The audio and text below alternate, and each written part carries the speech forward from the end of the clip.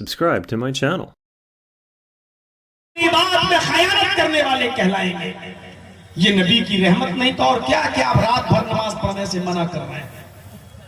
اور غور کرو, رمضان کا مہینہ 3 رات آپ نے تراویح کی نماز جماعت کے ساتھ پڑھائی, 3 رات ایک دن چھوڑ کر. اور جب چوتھی رات آئی تو آپ گھر سے ہی نہیں نکلے. صحابہ مسجد میں جمع ہیں, مسجد بھر چکی اور آپ اپنے حجرے سے نہیں نکل رہے ہیں. صحابہ کھانس رہے ہیں, اللہ کے نبی کو بتا رہے ہیں کہ ہم لوگ مسجد میں آ چکے ہیں, آئیے 3 راتیں آپ نے نماز پڑھائی, آج کی نماز پڑھائیے. لیکن اللہ کے رسول نہیں نکلتے, اشارہ کر دیتے ہیں آپ لوگ اپنی اپنی نمازیں خود پڑھ لیجئے یا کسی کو امام بنا کر آپ نماز پڑھ لیجئے. جس کو جہاں موقع ملے نماز پڑھ لو, میں نماز نہیں پڑھاؤں گا. چوتھی رات اللہ کے نبی نے نماز نہیں پڑھائی. چند صحابہ کسی ایک کو امام بنا لی, ان کے پیچھے پڑھ لی. چند اور نے کسی اور کو امام بنایا, ان کے پیچھے پڑھ لی. کچھ لوگ اپنے گھر چلے گئے, اپنی بیوی کو اپنے بچوں کو اپنے پیچھے کھڑا کر کے خود نماز پڑھ لی, تراویح کی. صبح فجر کی نماز پڑھنے کے لیے جب اللہ کے نبی صلی اللہ علیہ وسلم نکلے تو صحابہ نے کہا اللہ کے رسول ہم چاہتے تھے کہ آپ آئیں اور 3 راتوں کی طرح آج بھی آپ ہمیں نماز پڑھائیں, پورے مہینے آپ ہمیں نماز پڑھاتے, ہم آپ کے پیچھے نماز پڑھنا چاہتے تھے, آپ کیوں نہیں نکلے, آپ نماز پڑھانے کیوں نہیں آئے. اللہ کے رسول صلی اللہ علیہ وسلم کا جواب سنیے, کیسی رحمت ہے اپنی امت پر. آپ نے فرمایا کہ تمہارا شوق میں نے دیکھا اور میرا دل چاہا کہ میں آؤں نماز پڑھانے کے لیے. میں نماز پڑھانے کے لیے نکلنے ہی والا تھا, میں آنے ہی والا تھا, میں تمہیں نماز پڑھانا چاہتا تھا. لیکن میرے دل میں یہ خیال آیا کہ روزانہ اگر میں جماعت کے ساتھ یہ نماز تمہیں پڑھانے لگوں تو اللہ تعالیٰ جبرائیل کو بھیج کر کہیں یہ نماز تمہاری اوپر فرض قرار نہ دے دے, یہ تہجد کی نماز, یہ تراویح کی نماز تمہاری اوپر کہیں فرض نہ کر دی جائے. اس ڈر سے کہ اگر فرض ہو گئی اور پھر تم نہیں پڑھ سکے تو کتنے بڑے ثواب سے اور محروم ہو جاؤ گے اور کتنے بڑے گناہگار ہو جاؤ گے فرض چھوڑنے پر. اس لیے میں نہیں نکلا, اس لیے نہیں نکلا کہ یہ نماز کہیں تمہاری اوپر فرض نہ کر دی جائے. فرضیت کے ڈر سے میں نہیں نکلا. اگر اللہ تعالیٰ فرض کر دے گا تو اور تم نہیں پڑھ سکے تو کتنے بڑے گناہگار ہو جاؤ گے. اللہ کے نبی صلی اللہ علیہ وسلم صحابہ سے کہہ رہے ہیں اکیلے اکیلے پڑھ لو, الگ الگ پڑھ لو یا خود جماعت کر کے پڑھ لو, میں نہیں پڑھاؤں گا. اور آپ اس لیے نماز پڑھانے نہیں آ رہے کہ یہ نماز کہیں میری امت پر فرض نہ کر دی جائے.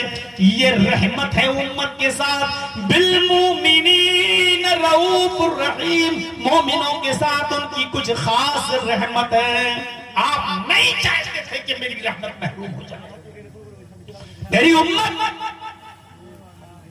پر یہ فرض ہو جائے, نماز فرض کہیں تراویح فرض نہ ہو جائے, اس لیے آپ نکل نہیں رہے ہیں.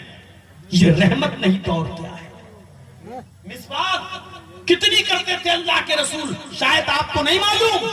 اللہ کے نبی کا آخری وقت ہے فجر اور ظہر کے بیچ میں, فجر اور ظہر کے بیچ میں آپ اللہ کو پیارے ہو گئے. فجر اور ظہر کے بیچ میں آپ اپنی بیوی اماں عائشہ کی گود میں سر رکھ کر لیٹے ہوئے تھے اور حضرت عائشہ کے بھائی جب مسواک کرتے ہوئے اندر چلے آئے تو اللہ کے نبی نے اشارے سے اپنی بیوی سے کہا عائشہ سے, یعنی یہ مسواک ان سے لے کر مجھے دے دو.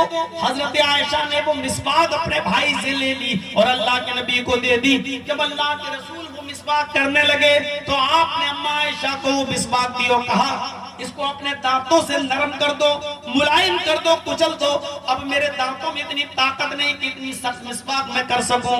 عائشہ اس کو اپنے دانتوں سے نرم کر دو. حضرت عائشہ نے اس کو اپنی داڑھ میں دانت میں لیا اور اس کو کچل دیا, نرم کر دیا اور وہی جھوٹی مسواک اپنے شوہر کو, اپنے نبی کو دے دی.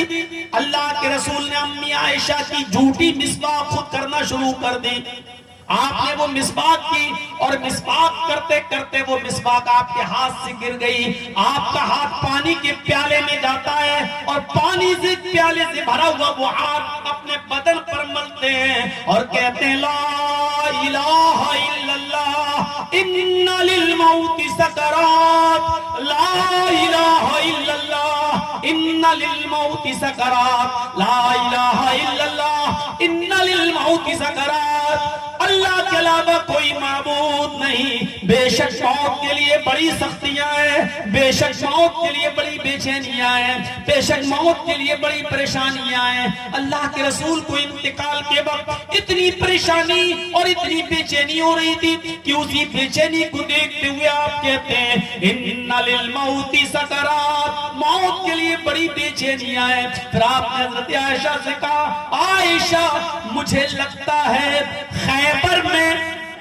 جس یہودیوں نے سالن میں زہر ملا کر مجھے کھلایا تھا، اس زہر کا اثر اب میری رگیں کاٹے ڈال رہا ہے، اب میری رگیں کاٹے ڈال رہا ہے، اب میں نہیں بچوں گا۔ عائشہ اس کے بعد آپ کی آواز بند ہو جاتی ہے اور ہل رہے ہیں۔ حضرت عائشہ نے کان لگائے تو آپ کہہ رہے تھے اقیم الصلاۃ، اقیم الصلاۃ ما ملکت ایمانکم، لوگوں نماز پڑھتے رہنا، نماز پڑھتے رہنا اور اپنے ماتحتوں کا خیال رکھنا، اپنے غلاموں پر ظلم مت کرنا۔ میرے بھائیوں کہنے کا مقصد یہ ہے آخری وقت میں بھی آپ نے مسواک کی ہے، آخری دن تک آپ نے مسواک کی ہے، مسواک کرتے کرتے خود ہاتھ سے گر گئی اور داڑھی پر آ گئی، اس وقت بھی آپ نے مسواک کی ہے۔ یہ مسواک جو اتنی پیاری تھی اللہ کے نبی کو، اتنی محبوب تھی اللہ کے نبی کو، لیکن آپ نے اپنی امت پر مسواک فرض نہیں کی۔ لولا ان اشق علی امتی لامرتہم بالسواک عند کل صلاۃ، اگر میری امت پر ہر نماز سے پہلے مسواک کرنا مشکل نہ ہوتا، دشوار نہ ہوتا تو میں ان پر فرض کر دیتا، ان کو حکم دیتا کہ وہ ہر نماز سے پہلے مسواک کریں، لیکن میری امت پر ہر نماز سے پہلے مسواک کرنا مشکل ہے۔ اس مشکل سے بچنے کے لیے آپ نے فرض قرار نہیں دیا، اس لیے آپ نے اس کو فرض نہیں، صرف سنت رہنے دی لیکن فرض نہیں قرار دیا۔ اتنی امپورٹنٹ چیز مسواک جس کو آخری وقت میں بھی کیا لیکن اس کو آپ نے فرض قرار نہیں دیا۔ یہ تھی محبت